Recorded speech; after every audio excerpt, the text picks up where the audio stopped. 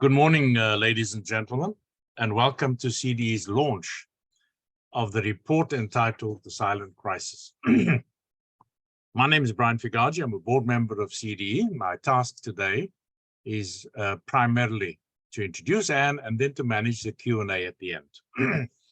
As many of you know, CDE is an independent think tank that researches, debates, and writes about many of the severe social, educational, economic, and developmental challenges facing South Africa.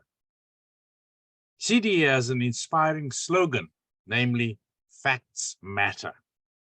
So this morning, our Executive Director, Anne Bernstein, will present a synopsis of the facts extracted from the 5 short reports that cover this overarching topic.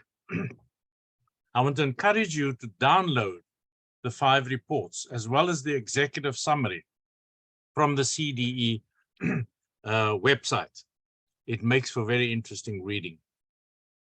As indicated earlier, or I'm not sure whether you know, please note that questions can be formulated in the Q&A box, and I'll make a special effort to get to as many of those questions as possible. It will be helpful if you identify yourself and your affiliation as you pose the questions. I'll select the appropriate questions and feed them into Anne, who will then respond appropriately. And so for now, sit back and as I invite the Executive Director of CDE, Anne Bernstein, to present the report.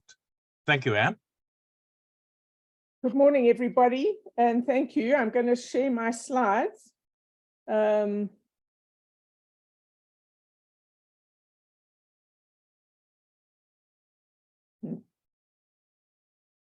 we can find them.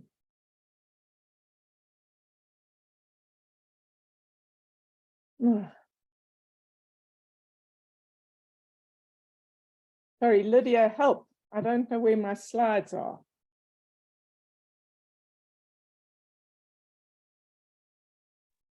Brenda, how do I find my slides? Quick. Where is it?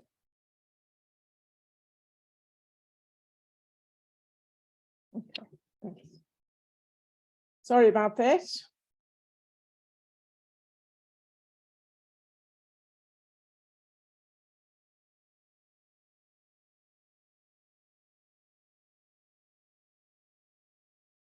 Okay, Brian, can you see the slide? I can, thank you. It's full screen now. Go ahead. Okay, as Brian said, we are today launching 5 short reports on South Africa's education system and how to fix it. Let me start with the headlines of my presentation. The president says that we have a silent revolution in our schools. In fact, we're going to argue this is not true. In our view, we have a silent crisis in one of the world's worst performing education systems. This situation is not inevitable, but change will require an accurate and honest diagnosis of what is wrong and the political will to make reform happen. It also requires a society upping the pressure for better schooling.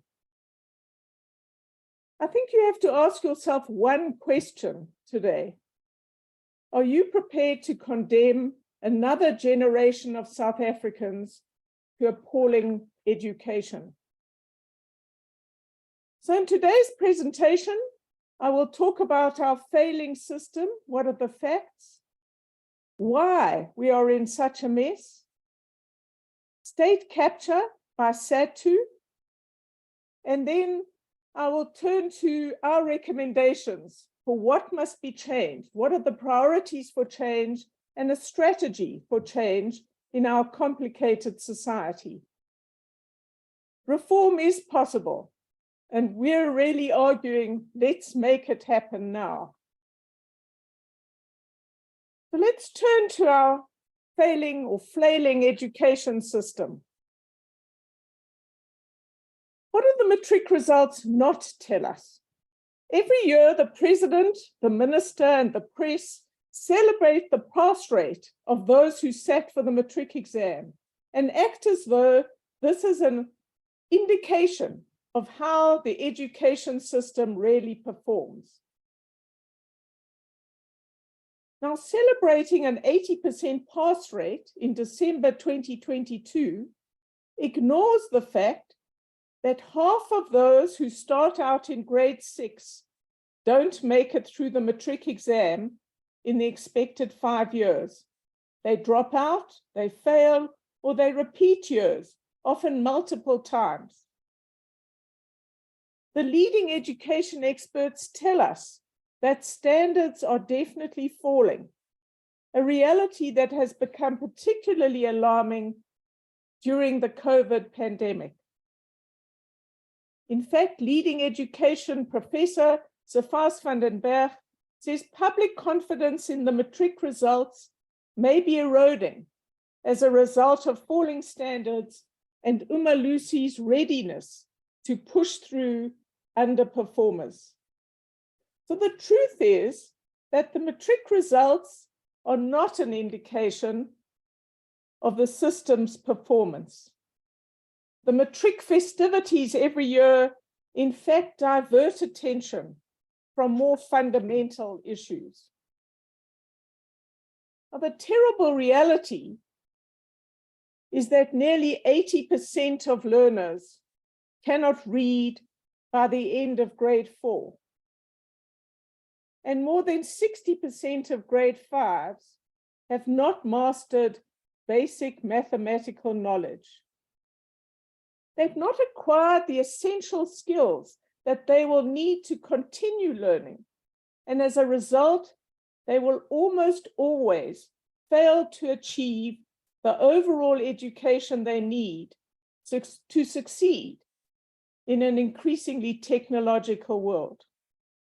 So rather than celebrate an 80% matric pass rate, we should be devastated that the system fails almost as many as 80% of our learners.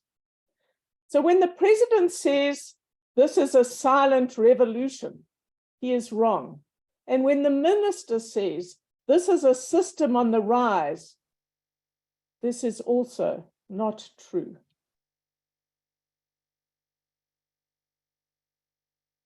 South Africa's comparative performance is truly shocking.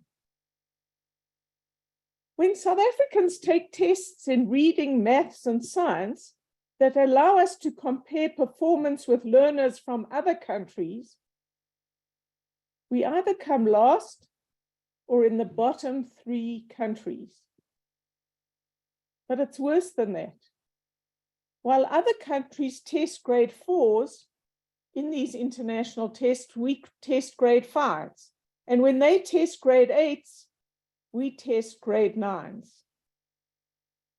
I don't want to think of how far behind we would be if we were comparing like with like. Professor Lant Pritchard, research director at Oxford University and probably the world's leading expert on global schooling systems, used World Bank data to compare us with all the other low and middle income countries for which there is data, and discovered that, in his words, South Africa is the worst underperformer in the world. We are outperformed by Kenya and Tanzania, countries that have a per capita income that is less than 1/5 of South Africa's. Now, there were improvements in their education system before COVID. South Africa's learner performance on global tests did show some rapid improvements between 2005 and 2015, but from a very low base. And these were not sufficient to get us off the bottom of global comparative tables. And these improvements were running out of steam before COVID-19 hit, which then devastated learning levels in the country. Today, the average 10-year-old knows less than the average pre-COVID 9-year-old. This is an unmitigated disaster that needs to be tackled with real urgency. So how is South Africa responding to the crisis? Now, the Department of Basic Education has certainly introduced reforms. Under this minister since 2009, and even a bit before, they were trying to deal with a lot of these issues. The problem is some of their reforms have been helpful. They introduced curriculum reform, and we now have workbooks that have reached almost every school throughout the country, and they do help teachers to know where they should be in the syllabus, for example. They've introduced well-intentioned reforms that we would certainly support about performance management. So they have tried to introduce performance management system, and then after many years of negotiation with SATU and other unions, they've all been diluted to the point of meaninglessness. There have been some other things they've introduced. In 2011, 2 positive steps were taken to raise accountability: the annual national assessments and the National Education Evaluation and Development Unit, NEDU. And these, the experts say, probably contributed to the improvements we saw until about 2015. But after pressure from unions and SATU, the department backed off. So the ANAs were stopped, and NEDU was really made an irrelevant institution after its first major report. The department has also supported and is helping to fund private sector initiatives that are positive. The early grade reading study, the NECT initiative, and Fundawandi. All of these have delivered positive results and have pointed to ways in which big improvements can be achieved. However, taking them to scale throughout the system is probably impossible unless the public system is fundamentally reformed. So what we have then is a system in crisis, but a president who pays lip service to the reading crisis and hopes for magical quick fixes by giving children tablets or introducing robotics into the curriculum. But he has not taken any serious action beyond words in a speech that could actually turn the situation around. The department and the minister have put together action plans and issued statements that mention important reforms, but there is no commitment today to implementation or prioritization or to standing up to SATU when required. Now, there are a number of advocacy NGOs that have become important players on the education scene, but they mainly focus on infrastructure deficits and the terrible dangers of pit toilets. But they have been largely silent about the quality of the learning that takes place. The issues they focus on matter, of course, a great deal, but solving them will not change the learning outcomes that this system is delivering or not delivering. And then business, in our view, still focuses too much on projects, and they haven't done nearly enough to raise awareness about the major failings of the system or to push for fundamental change. We need a different approach if we're going to really change things. Now, Professor Lon Pritchard made this point about education reform a few years ago. He said if your bicycle tire has a hole, pumping in more air won't do much good. This isn't because you don't need air in the tire. It's because you have to fix the hole first and then add the air.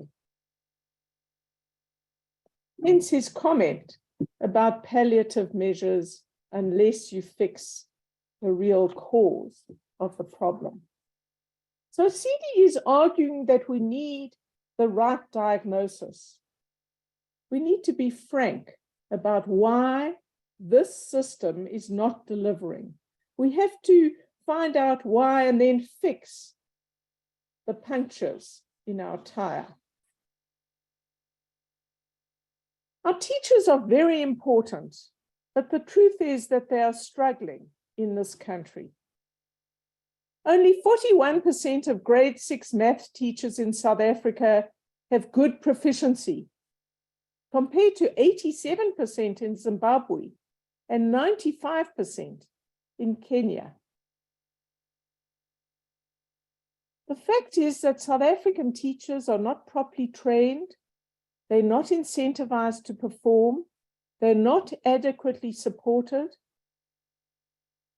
and they have the highest rate of absenteeism of all SADC countries.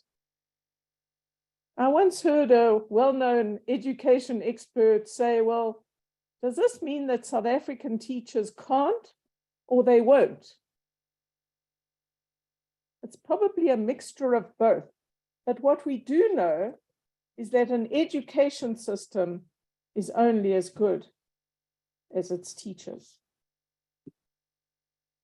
Now, what we have in South Africa is a large, complex bureaucracy and a decentralized one. The DBE is in charge of policy, but teachers are hired and schools are managed by the provinces, and districts are supposed to support teachers and schools. If you look at these facts, I think it's clear that this is one of the country's largest management challenges. But we have a system with little to no accountability, which is in many respects badly managed.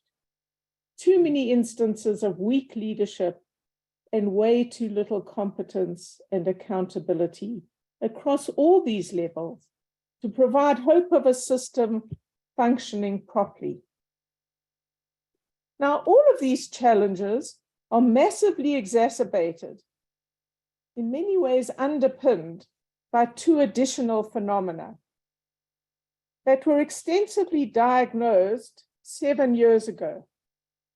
Let me turn then to corruption and state capture.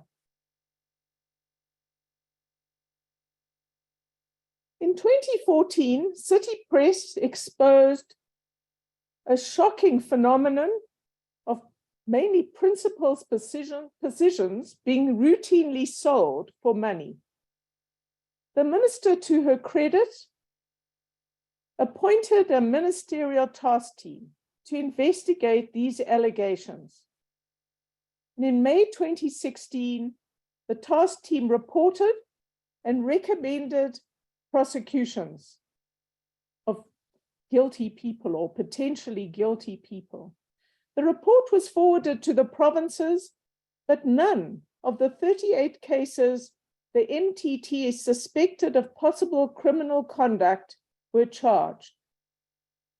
Now, in case you think things have got better, in 2022, Corruption Watch, an independent NGO, issued a report which confirmed corruption in education continues over the past 10 years now.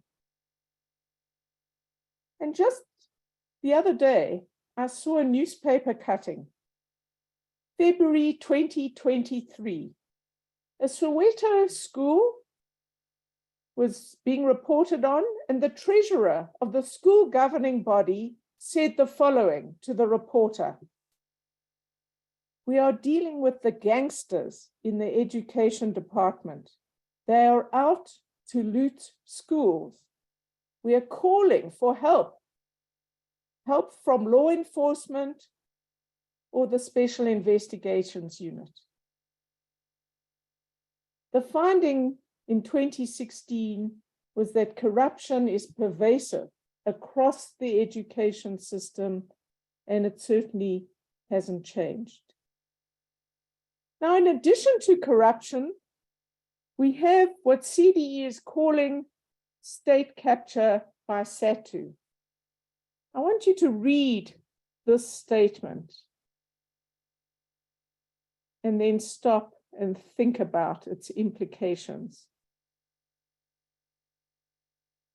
The ministerial task team said that we are gravely concerned about the enormous power and influence by a union which seeks to entrench itself repeatedly and inexorably. They found at the time that all deputy DGs were SATU members, frequently attending union meetings. The end of 2015, the minister herself said in public that SATU had a stranglehold. The teachers' unions had a stranglehold over the education schooling system. Now, cadre deployment is official SATU policy, as made clear in their 2030 vision document. They explicitly call for members to influence the established instruments of the state in line with the strategic objectives of SATU through cadre deployment.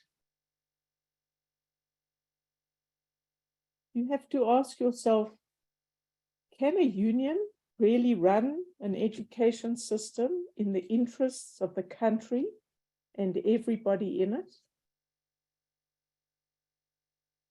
Now, the MTT 2016 made a number of key recommendations to deal with corruption and state capture.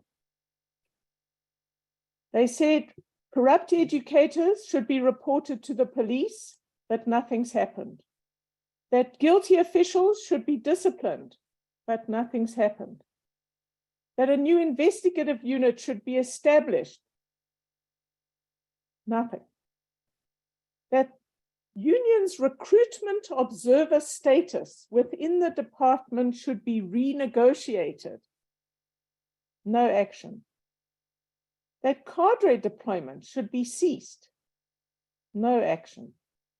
That education leaders must not be political office bearers.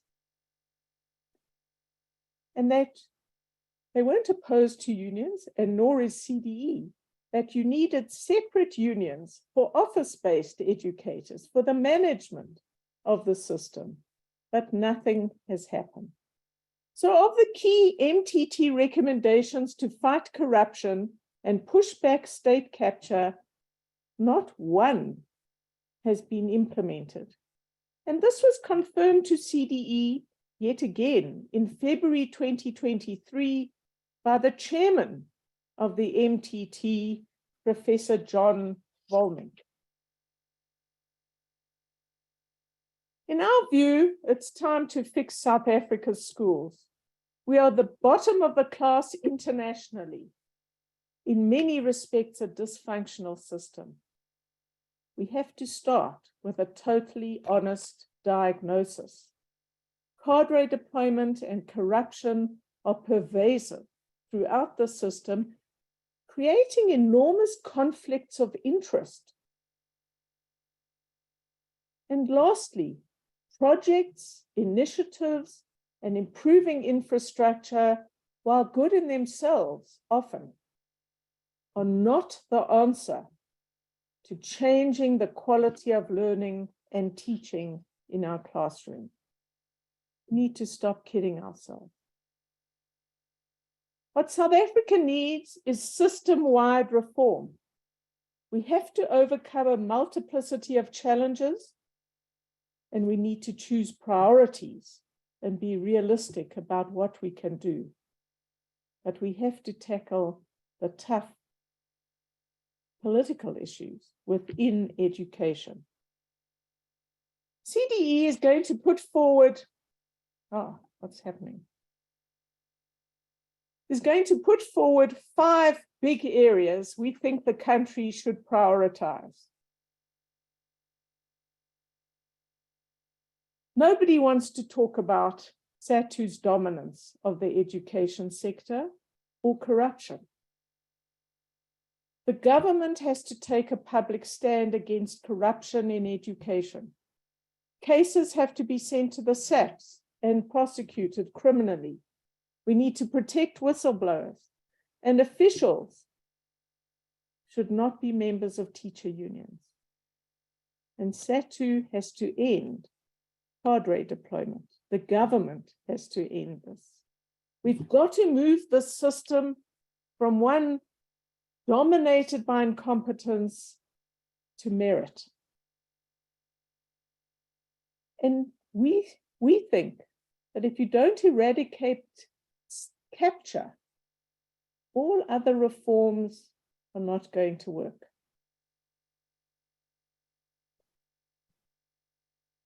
Now, improved performance in this complex system requires accountability, like any other system or firm or organization in the country. We need public servants to be fully responsible for their actions. We have to bring back the annual national assessments. We have introduced in the last few years sample-based tests, but these are not enough.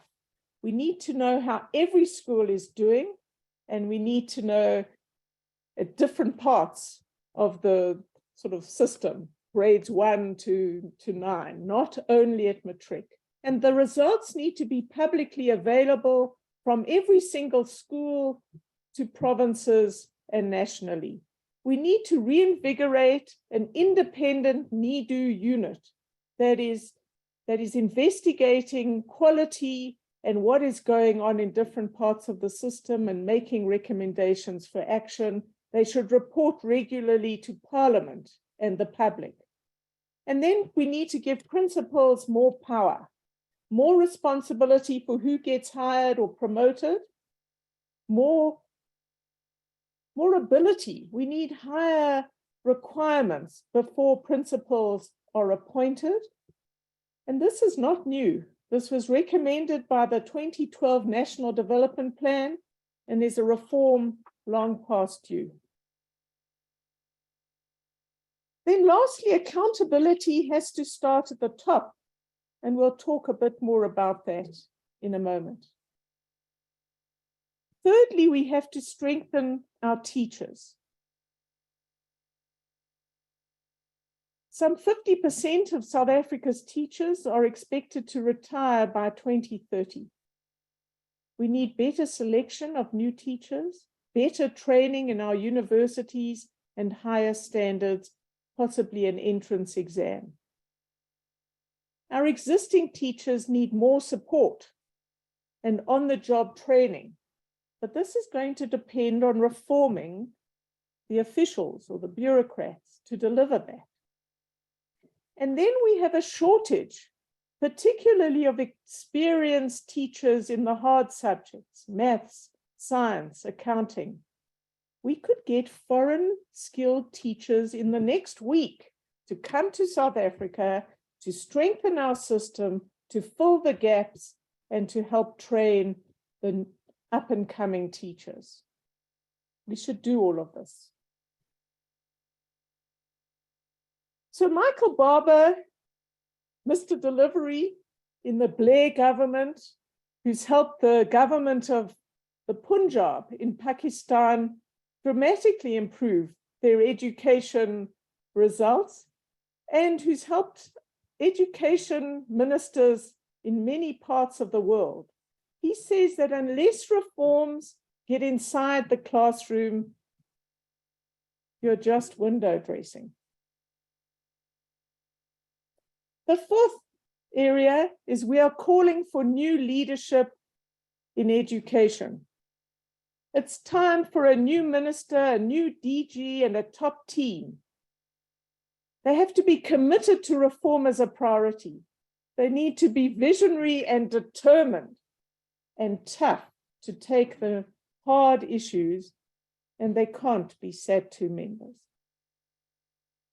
Now, the politics of education are hard and complex, and the president of the country has to back the Minister of Education. He's got to help mobilize support for the hard choices. He's got to hold the minister and the team accountable for real targets, and together with the minister, report to Parliament and the country on progress. Now, let me stop and talk about the provinces for a moment. We've mainly emphasized the national approach because it's easier, but as you all know, education is a decentralized function, and provinces are responsible for a large parts of delivery. So all our comments apply to the provinces as well. We need MMCs and heads of department that really are committed to reform, that can manage a complicated system and are prepared to push hard to get better results. Reform is difficult, so effective and visionary leaders are absolutely essential. Our fifth and last priority is that the country needs targets for improvement, targets for reform. Now, in 2019, the president in a speech said all 10-year-olds must be able to read by 2030. Terrific. We support this. But according to the latest report of the reading panel a few weeks ago, there is no program to achieve this. There's no budget to do this. And we probably have gone backwards since 2019 rather than systematically, incrementally moving forward to achieve this important goal. The system needs other targets as well.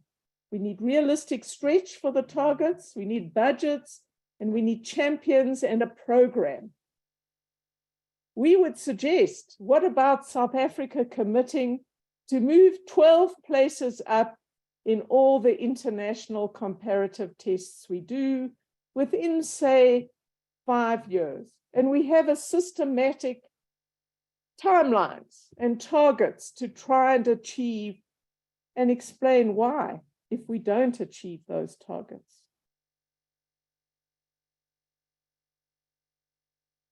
So what is the reform strategy we're proposing in our complicated country?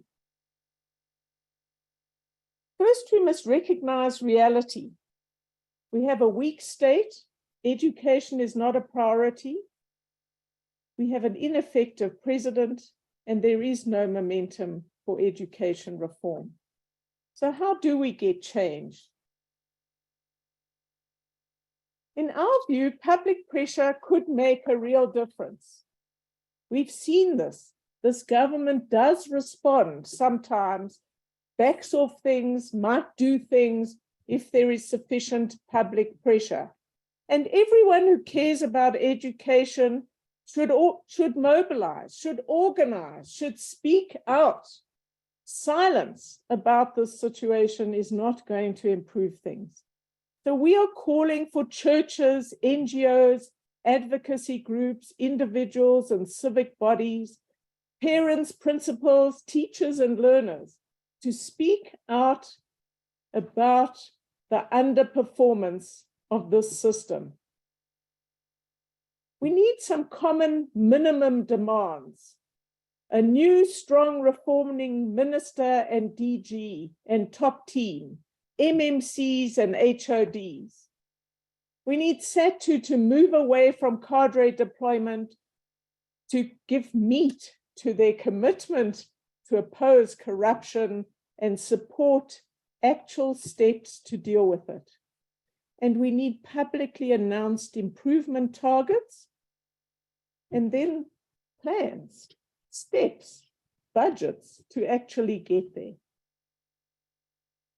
We have to move the system from a silent crisis in education to making this an urgent, broad-based national priority. Now, what about business in this strategy? In our view, business cannot ignore these fundamental issues in public. Funding projects and initiatives, which they do, is not enough. And if they fund projects, they need to be pilot projects designed for scale, and their results from independent evaluations shared with the country to build a learning system on how to fix what is a really vital crisis. But business needs to speak out. They need to speak out about state capture and about corruption in the education bureaucracy. And then we are calling on them to support and promote system-wide reform along the lines CDE is suggesting today. Now, companies and private philanthropies spend a lot of money on schooling, and that's great. But this is a tiny fraction of public expenditure. In South Africa, as in many other countries, almost all countries we know of, it's less than 1% of the national education budget. So in this context, we would argue, as an American once said to me, that private dollars must influence how public dollars are spent. And in South Africa in 2023, that means pushing for system-wide reform. Let's take inspiration from Peru, where an education minister a few years ago said, we can't beat Brazil at soccer, but we can beat them at maths. A new education minister was appointed in 2012, a highly experienced development expert, not a party hack. And soon after his appointment, Peru came last in the PISA International Student Assessments. The ministry didn't ignore this. They owned this problem. And the minister said, we're not in trouble. We're in deep trouble in Peru. He implemented system-wide reform, for example, testing of teachers and principals, and data to measure performance. And the public kept up pressure for reform to take place. In 6 years, Peru achieved an 8% increase in reading and science, as tested by PISA, and a 6% increase in maths for grade 3 learners, also tested by PISA, which, as you know, is administered by the OECD. And in PISA 2018 tests, the students from Peru achieved the fastest improvement in Latin America. There were now 12 countries below Peru in the PISA table of results. So we need to make schooling reform a big issue in the 2024 elections that are coming up. We need to influence political parties, voters, and the media in the election campaign and beyond to focus on these fundamental issues and how we improve performance. CDE has a modest aim in the context of the country today. We want to move this onto the national agenda and make it one of our top priorities for the election and for the next government. Now, you might say, Well, that's all very well, but South Africa already has a growing list of priorities, from fixing energy provision to logistics to getting the economy to grow to jobs, all true. But then you have to say, are you prepared to condemn another generation of young South Africans to an appalling education? We're saying no. We're saying this has to be one of the top national priorities from now, but certainly into the election campaign and for the next government. And we need to organize and shout out about the importance of doing this. Thank you very much.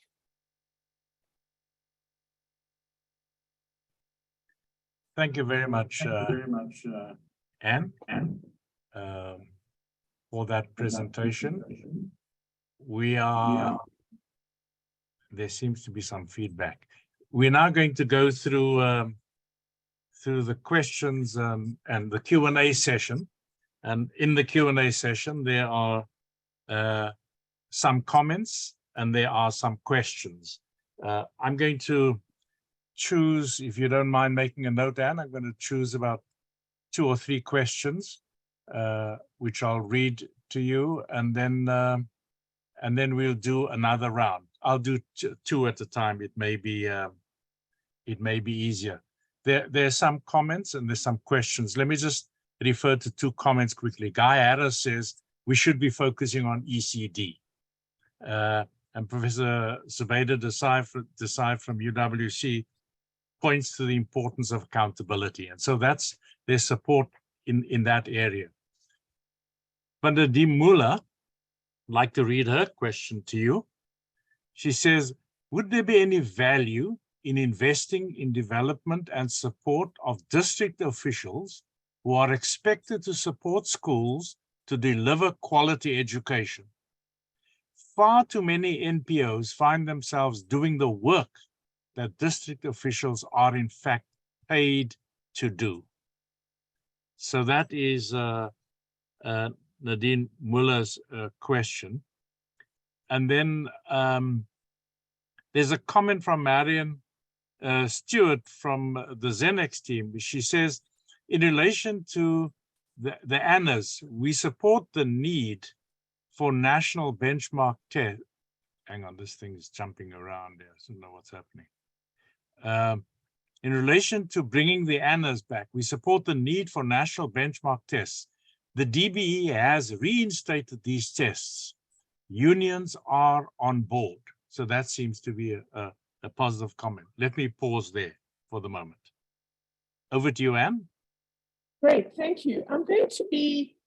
I'm joined in dealing with the questions by CDE's research director, Dr. Stefan Schirmer, who has been the key author of the CDE's 5 reports. So I'll turn to him, or he should come in if he wants to add something.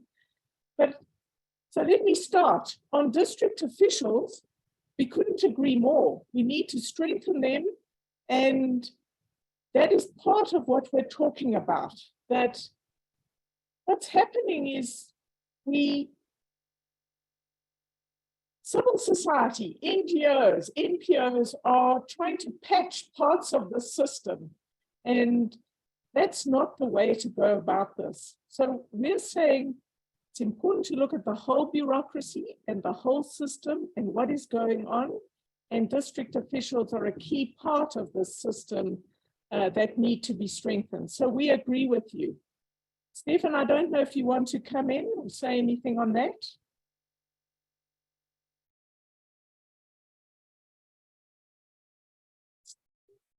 You're on mute, Stefan. You're on mute. You're on mute, Stefan. Okay, we'll come in a bit later. Sorry, Brian, I lost control. There is unmuted now. Yeah. Yeah, I didn't have control of my own. Right. No, thank you, Anne. I'll come in on some of the questions. I just, the emphasis on system-wide reform needs to be front and center.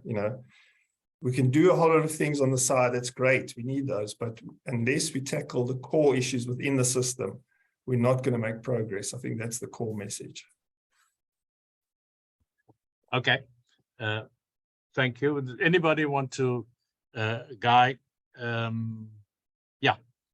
All right. Let's then move on.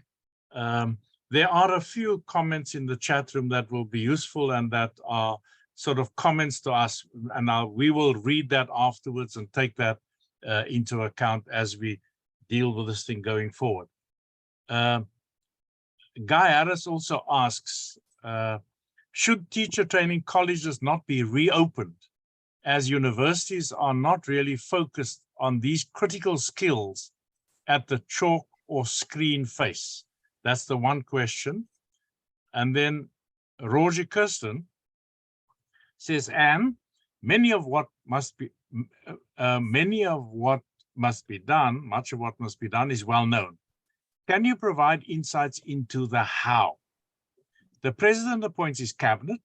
How do you ever see this changing if he continues to keep this minister in her role when he has had so many opportunities to change and has not done it? Can the citizens really depend on government, or is it time for the citizens to drive the change? Anne? I will deal with the last question and ask Stefan to deal with the whole issue of training teachers, because we've done quite a lot of work on that. So let me respond to the how question. CDE is talking about two things. We're not saying we have hope that this president is going to change the minister and top team before the election. It's just had a cabinet reshuffle, which was, I think, extremely disappointing in terms of the quality of people appointed. So we're not naive about that. What we're saying is two things. And I'll say a little bit about what we're going to do, what our contribution can be, but we're asking others to contribute as well. We're saying, let's try and make sure that in the election campaign, which will start pretty soon and will intensify till about the election around April, May next year, let's make sure that how we fix education, basic schooling, is a critical issue. And there are lots of ways one can think about to do that. Voters need to ask political parties. Organizations need to pressure political parties on, will you appoint a new minister? What sort of person? Will it be an experienced expert, as they did in Peru, or are you going to just take somebody from your party's limited talent pool? What's the plan? How do you see the critical issues that CDE is putting on the table that need to be fixed for system-wide reform if we're going to really make progress? So we're putting our emphasis there, and we're saying, and maybe with a new government, we can push for a new top team. That's the one thing we're saying. The second thing we're saying is we're putting on the table today a call which says, if you look at the issues facing this education system, we are dissatisfied with its leadership, with the minister and the DG, and beyond that, they are not meeting the challenges. That doesn't mean the minister's been appalling. She's been there since 2009. This is a long innings. She's tried to do some things, but importantly, she hasn't stood up to SATU in order to get the accountability programs that we need, and in a number of other ways. We don't have a post-COVID action plan to deal with the learning that has been lost by so many kids during this difficult period. So there are a whole lot of issues. We're saying, here's an agenda that we think is the right agenda to deal with system-wide reform. And secondly, we're saying, let's try and make this a critical issue in the country from now on and into the election period. The third thing, Brian, if I may, is to just say, CDE starts today. We're releasing all these documents. We hope we'll get a lot of attention, perhaps some controversy and pushback to keep the issues alive in the media. But we will be starting to brief lots and lots of organizations and firms and NGOs around the country to see if we can get a lot more traction for more and more people who really have an interest in fixing education. So this is our first move on a complex chessboard, and we're looking for partners and people and organizations to take up these issues and start shouting with us about what needs to be done. Stefan, perhaps. Thank you. Yes, on the issue of training in universities, CDE agrees that universities are generally not doing a good job and don't seem to be orientated to the, the fundamental challenge of teaching students who are like amongst the weakest of any university students coming in and needing to teach the basics. Universities seem geared to better for the higher level stuff, and they're doing a really bad job at the primary school level So, the solution, and we've discussed this with Nick Taylor a lot and done a lot of reading around work that he's done, and there do seem to be programs in place to fix the situation, but we basically need a different approach at universities. We need higher entrance levels for students. We need to not let the weakest people come in and become teachers. But generally, we also agree that more institutions would be a good thing, and private ones as well would help. So the more, because we need to train more teachers, and we need to train them much better. So basically, like a fundamental change is what we need across the board. Okay, thank you very much. Here are two short questions, and much of this you've responded to earlier, but perhaps you can just close off the last bit. It's a question from an anonymous attendee who says, public pressure could make a difference. Where do we write to? Who do we speak to? I've been told, don't even try. The door is closed. Why don't we start a movement that allows us to speak with one voice from the ground? But we need a leader, a steward of this movement. So that's the comment, and you may want to just, and then Tsepo says, thank you for the presentation. I'd like to ask, in your view, what works within the education system? Surely it cannot be doom and gloom. So let me leave you with those two quickly. Those will be short responses. Well, Stefan can deal with the second one, which there are answers. Let me respond to the first question. I share, as you said, Brian, I'm repeating myself. We are not hopeful of change from this government, but that doesn't mean that civil society should be silent. We should all be talking out. If you're a member of a school governing body, if you're a member of a civic organization, or if you're an individual citizen, write to the papers. Say you support what CDE is saying. Distribute the documents as widely as you can. Find an organization that you might be able to support. CDE has severe limitations. We're a place of ideas and policy. We're going to do what we can to brief as many people as possible and encourage them to speak out. So between now and the election, go to election meetings, ask political parties what their view is on fixing education. Brian has often said in our board meetings that we spend an enormous amount of time often discussing who should be the DG of the National Treasury, a very important position. But why don't we ever discuss that for other important positions like the DG of Education, for example, or the MMC for Education in many provinces, or the HOD. So find ways in which you can find a voice and join with others. We're providing the documents, we're providing the agenda, and we can do some things to try and get more people talking out. But I don't think you're going to get one movement. I think we've got to shout on perhaps one agenda, and that's what we're going to try and promote.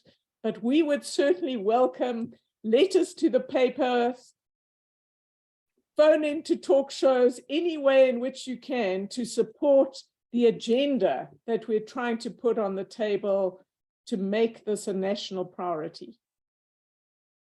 Stefan? Okay. Right. Stefan? So, yeah, I'm answering the question about it's not all doom and gloom. Yeah. So this is a big and complicated issue that we really delve into in our reports, and I encourage you to read them. But I'll try sort of cover some of the big issues quickly. You know, in no way is this a blanket condemnation of everybody who works in education. There are a lot of people who are working hard, who are committed and excellent at their jobs.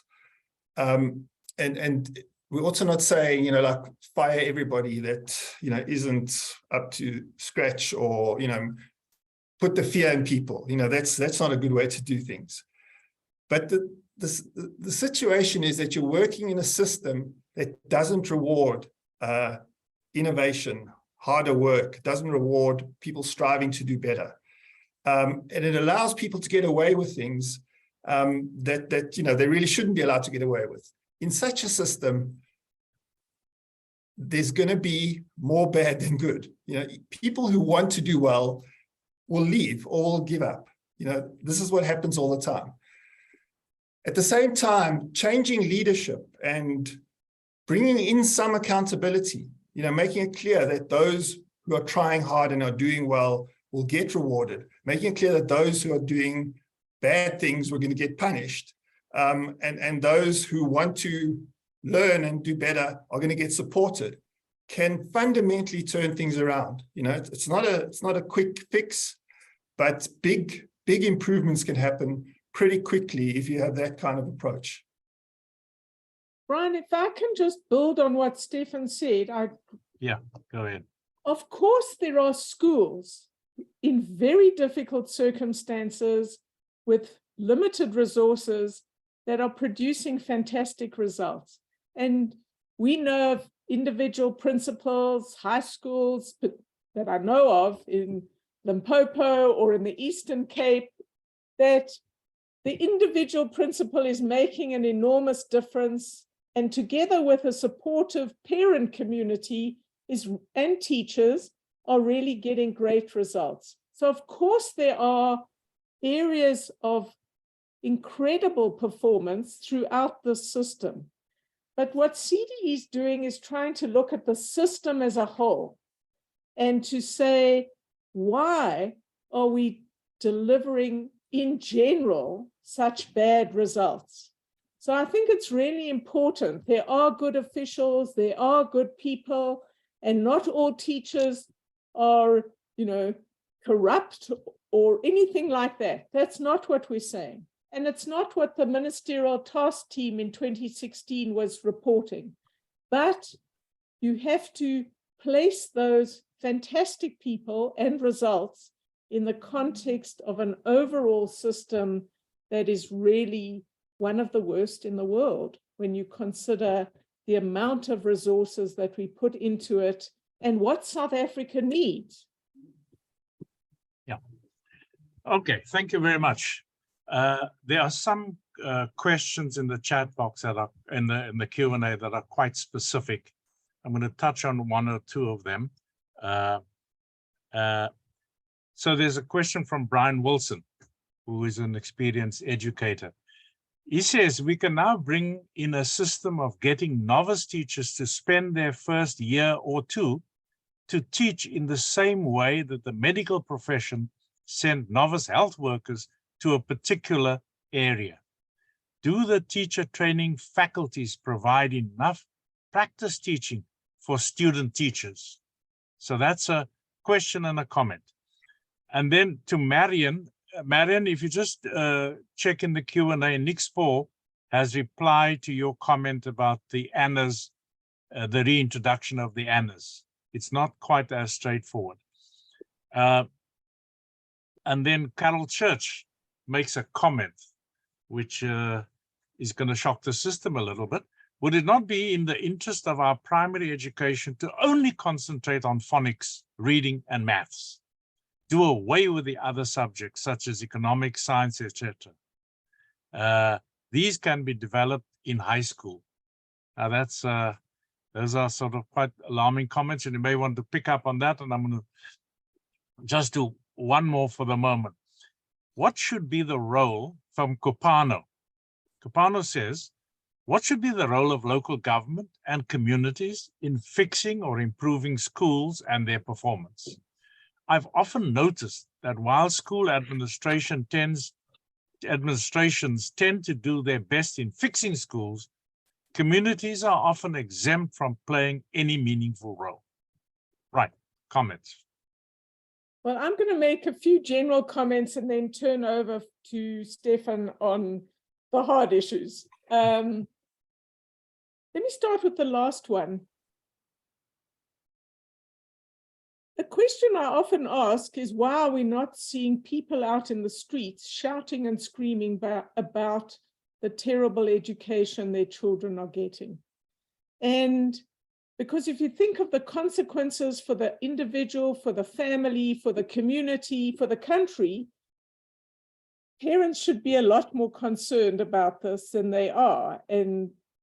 But there are a lot of reasons why we're not seeing that. A lot of parents didn't have a good education themselves, so they're just happy that now some 95% of South African learners have access to schools, which wasn't the case before. So this is a puzzle, there's no doubt about it. One of the things that's been tried in other countries, and we would certainly like to try here, is that every single school should have a notice board outside the school on how they've done. And if you were doing the ANAs, they should say, our grade 3s did this in the ANAs this year. And then local people could say, we're not going to that school. They're the worst in our community. We're going to go to a better school.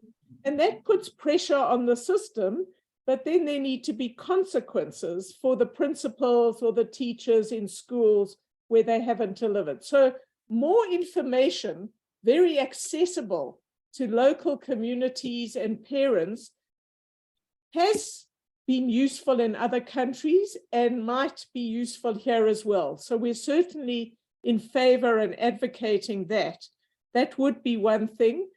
But I agree that we have long argued that cities and local governments should be a lot more concerned about this issue. But at the moment, they have many other problems. So the quality of education in a local community is absolutely fundamental to the future of that community. And there should be more pressure from the bottom up, but this is a complex issue.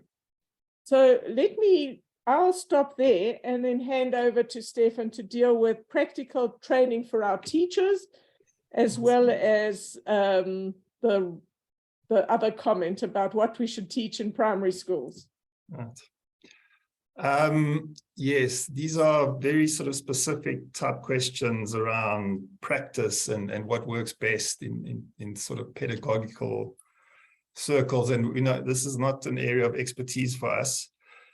On the issue of sending people on a sort of 2-year national service to areas where there might be an undersupply of good teachers, I mean, that sounds attractive to me, but it was kind of mooted, I think, back in the 90s.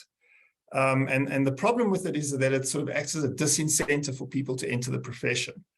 And that could be a problem, because we really need to get more people with better education, the right kinds of people in, and we have to think about that trade-off. Is there enough practical experience? And this could link to that, you know, so a lot of your pracs could be in townships or areas like that, rather than just, you know, in the school down the road. I mean, my experience of this is being a qualified teacher myself and having gone through the program very, very long ago. I didn't think there was enough pracs back then. I don't think it's changed much since then. You were kind of just dumped in and sort of sink or swim, which is in some ways quite a good idea. But yeah, we can think about those kinds of issues. The phonics one, I know a little bit about the phonics, and I've sort of been interested in that topic, but again, it's not something I want to pontificate about. But our primary schools should be doing better, and any ideas that can be shown to work, we should experiment with. Okay. Brian, could I just add Yes. one quick thought? Yeah, So I sure. think it's important to understand what CDE knows and what we are not experts in. We have done a lot of work on education over the last 20 years. And if you go into one of our reports, we hope more than that, you'll see at the back, and we've selected some of our reports on education in the past that you might be interested in. But the truth is that we are looking at the system from a bird's eye view in terms of reform. We're not experts in every single aspect of South Africa's education system, far from it. There are experts online here, and we're lucky to have some fantastic professors, academics, as well as practitioners, many of whom have guided CDE in the work that we're releasing today. But we're certainly not experts on what you might call pedagogy or a number of other aspects that people are asking us about, and that we're really not the people to be asking about.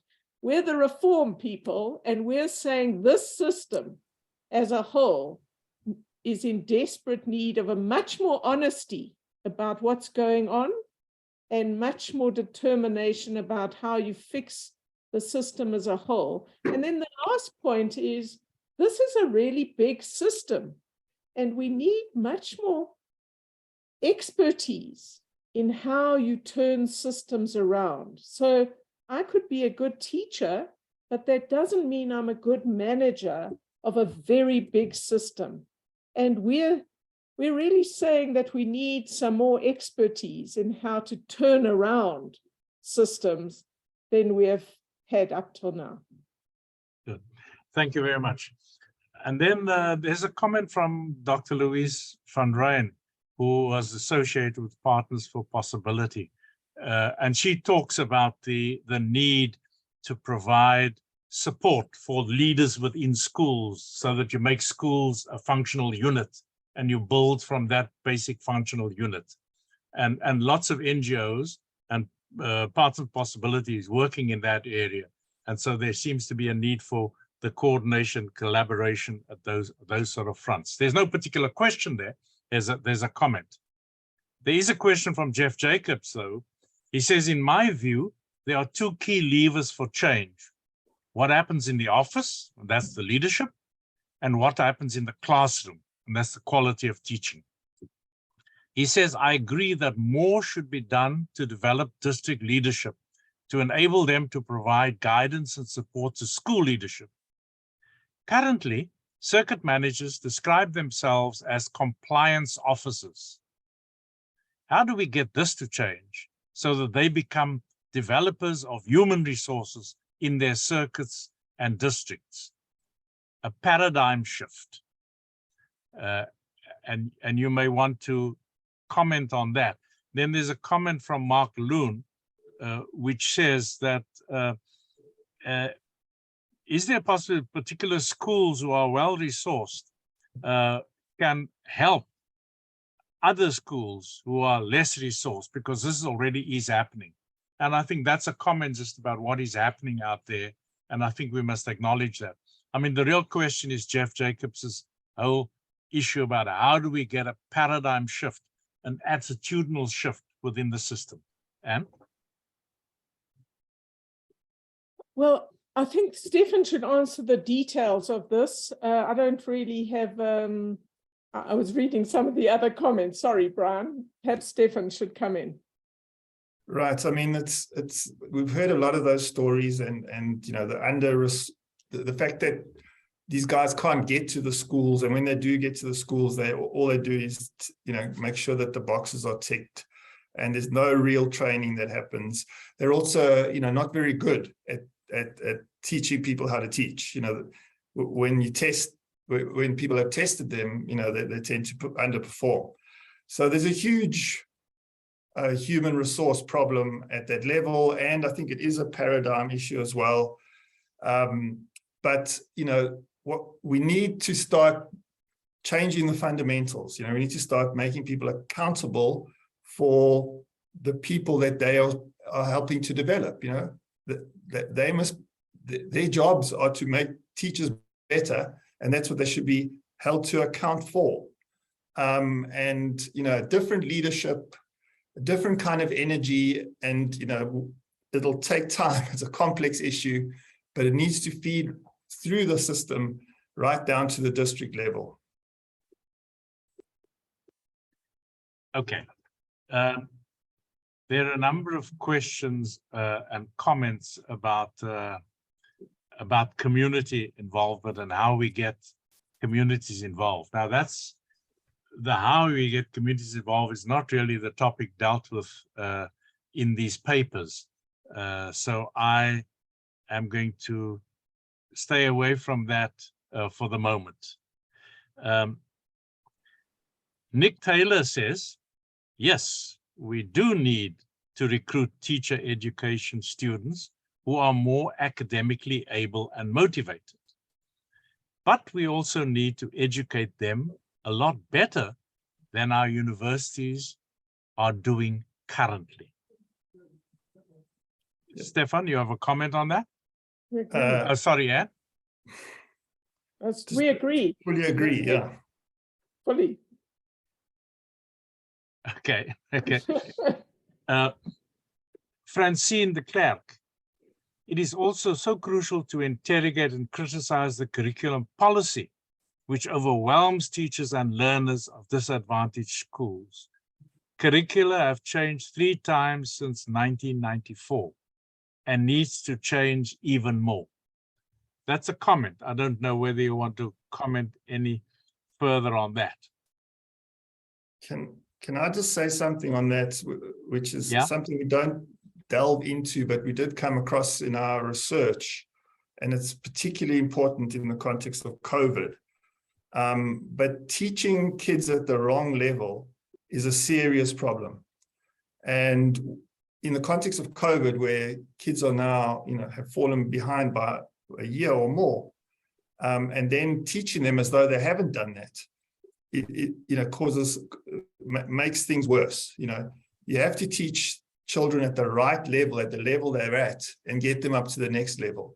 And that's a big issue that many education systems are facing.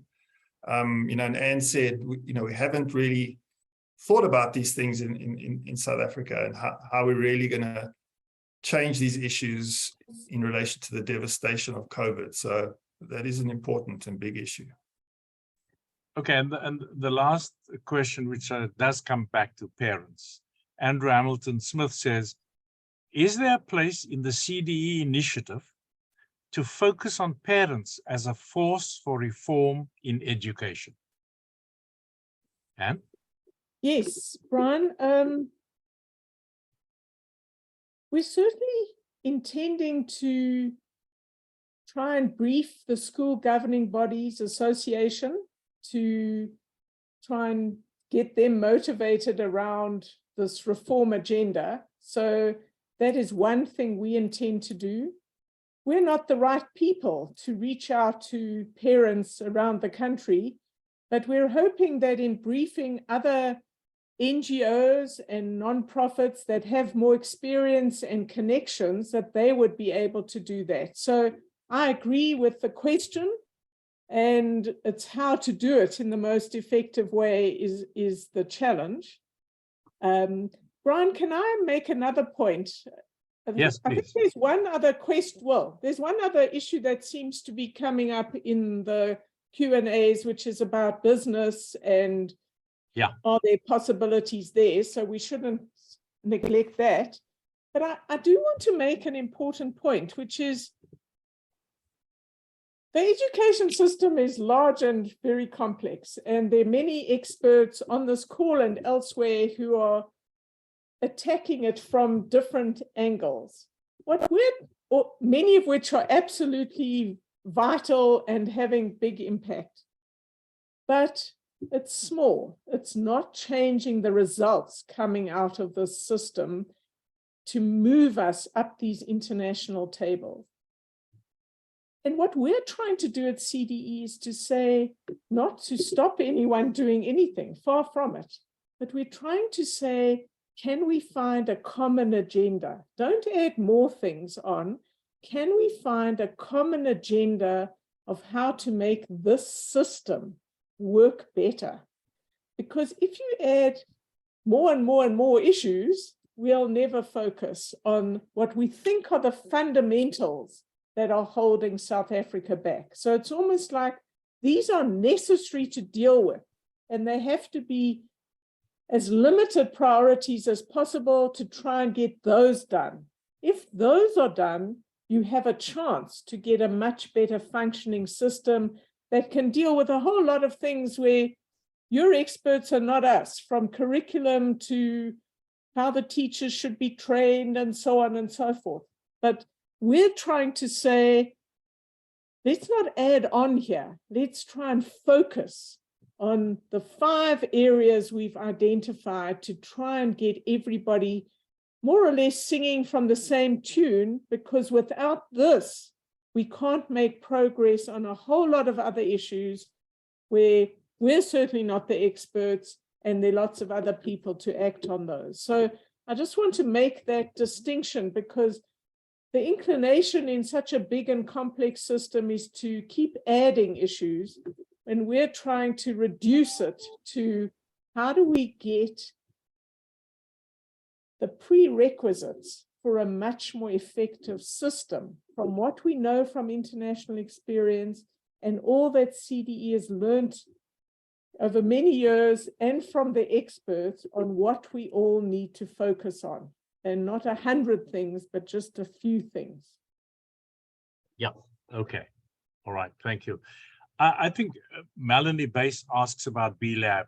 I don't think we want to necessarily express an opinion or response to that on a platform like this, Melanie, so we can take that offline.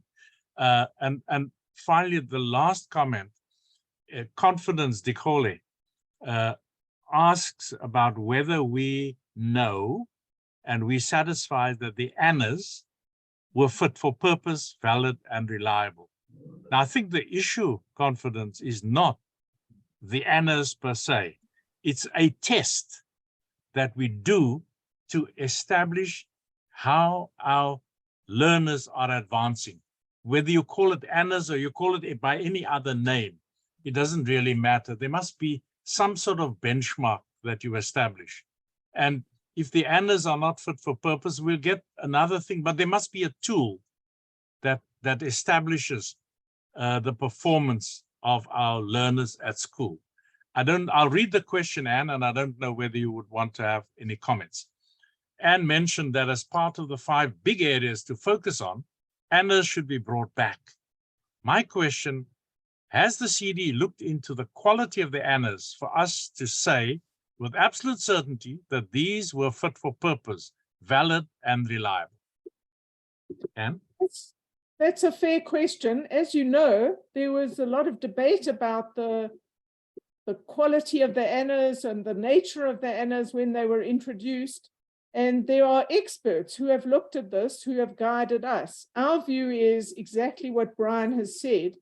The issue was perhaps the ANAs were not exactly the ideal perfect tool at the time, but that doesn't mean you don't have any standardized testing. You need a standardized test. We're using ANAs in a generic way, but you need a regular standardized test at different parts of the system that isn't a sample, and that surely can be done. So we're not getting involved in that debate. It's a much more technical debate, but we're committing that South Africa needs standardized tests throughout different parts of the system on a regular basis that are public. The results must be made public. Good. All right, I think we've come to the end of our time. Anne, do you want to make one or two closing comments before I close? Thanks, Brian. I would like to make two comments. The one is in response to a few of the questions about business.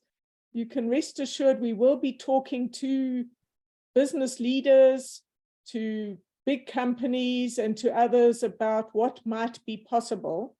So I take all those points that have been raised, complex area, but we are certainly going to be briefing business at the highest level as soon as possible and exploring what can be done. So that's the one issue. And then the second is to say to everybody, we're not expecting everyone to agree with every last thing that we're putting on the table, but if we can all agree that system-wide reform is absolutely critical, and dealing with corruption and cadre deployment is absolutely critical, and a new energetic top team is critical, committed to reform, then we should all, we're asking people to spread the information we're putting out today. The executive summary tries to reduce it to 4 short pages and to help us to build more and more voices who are going to shout as loudly as they possibly can, wherever they can, to make fixing our education system one of South Africa's top national priorities. Thank you, Anne, and thank you, Stefan and the team for all the work, and all those people in the background who are making the technology work, because, you know, technology can be a terrible problem at times. And thank you to all our participants. And Karen Wells, I see your comment from the Mr. Price Foundation. We'll be in touch to see how we can collaborate. So thank you all for participating and for the many questions you've raised. I again want to encourage you to download the reports. The links were all put in the chat, so you can find them there. Thank you for joining us this morning, and I hope, as Richard Quest says, that the remainder of your week will be profitable. Thank you very much all, and goodbye. Thank you. Thanks, Brian. Thanks, Brian.